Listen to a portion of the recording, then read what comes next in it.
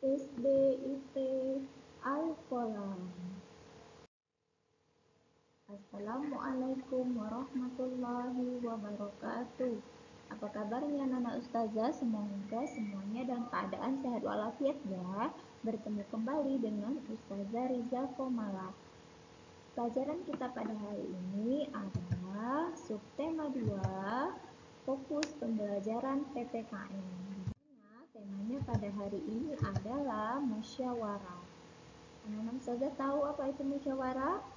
Musyawarah adalah sebagai upaya bersama untuk menyelesaikan permasalahan dan persoalan dalam kehidupan.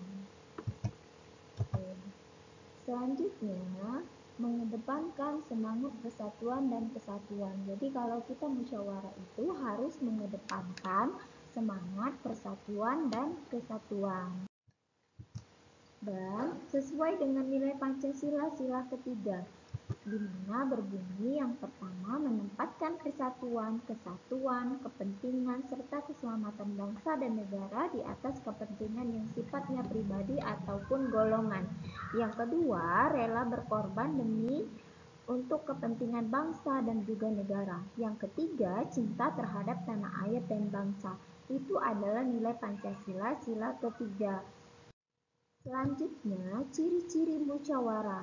Yang pertama, dilakukan berdasarkan atas kepentingan bersama. Jadi, ciri musyawarah yang pertama harus dilakukan berdasarkan atas kepentingan bersama. Yang kedua, hasil keputusan musyawarah bisa diterima dan dengan akal sehat sesuai hati nurani ya.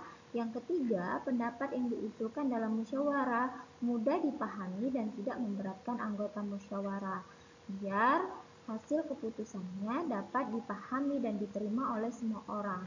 Yang keempat, mengutamakan kepentingan moral dan bersumber dari hati nurani yang luhur. Itu adalah 4 ciri-ciri musyawarah. Selanjutnya, apa manfaat musyawarah? Anak-anak saya tahu manfaat musyawarah? Yang pertama, melatih mengemukakan pendapat. Yang kedua, masalah bisa diselesaikan. Yang ketiga, keputusan diperoleh dengan rasa keadilan.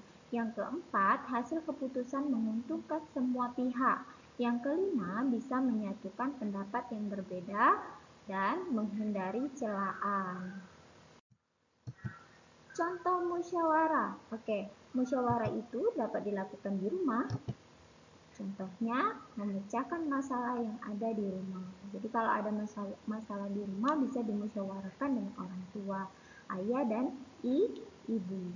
Yang kedua, contoh musyawarah yang kedua yang dilakukan di sekolah. Contohnya, memilih ketua ke kelas. Pasti anak-anak ustazah sudah melakukan ya musyawarah pemilihan ketua kelas di kelasnya masing-masing, baik dari kelas 1 sampai kelas 6. Selanjutnya, musyawarah di lingkungan masyarakat. Contohnya adalah pemilihan ketua RT. Ya, selanjutnya, mengapa musyawarah itu penting dalam kehidupan kita? Ayo, mengapa musyawarah itu penting? Karena kita berasal dari suku, budaya, dan latar belakang yang berbeda. Yang kedua, belajar menghargai pendapat orang lain. Kalau kita bermusyawarah, pasti akan bertemu dengan orang banyak. Kita dianjurkan untuk menghargai pendapat orang lain. Yang ketiga, menemukan jalan keluar terbaik dalam permasalahan. Itu ada 3 pentingnya musyawarah dalam kehidupan kita. Selanjutnya yang terakhir, kesimpulan. Apa kesimpulannya pelajaran kita pada hari ini? Nah, persatuan kaum muslimin dan larangan berpecah belah merupakan prinsip yang agung dalam agama Islam. Allah Subhanahu wa taala memerintahkan umat Islam agar bersatu dan menjauhkan diri dari perpecahan. Karena perpecahan merupakan kebinasaan dan persatuan merupakan keselamatan. Sesuai dengan firman Allah dalam Al-Quran surah Ali Imran ayat 103. Itu kesimpulan pelajaran kita hari ini ya. Yang terakhir, tugas. Apa tugasnya? Apa manfaat yang kita peroleh jika kita mampu bekerja sama dengan orang lain? Ya, anak-anak ustazah boleh kerjakan di Google Classroom ya. Kirim di Google Classroom jawabannya. Ustazah tunggu. Terima kasih anak-anak Ustazah. Baiklah, demikian materi kita pada hari ini. Lebih dan kurang Ustazah mohon maaf. Wassalamualaikum warahmatullahi wabarakatuh.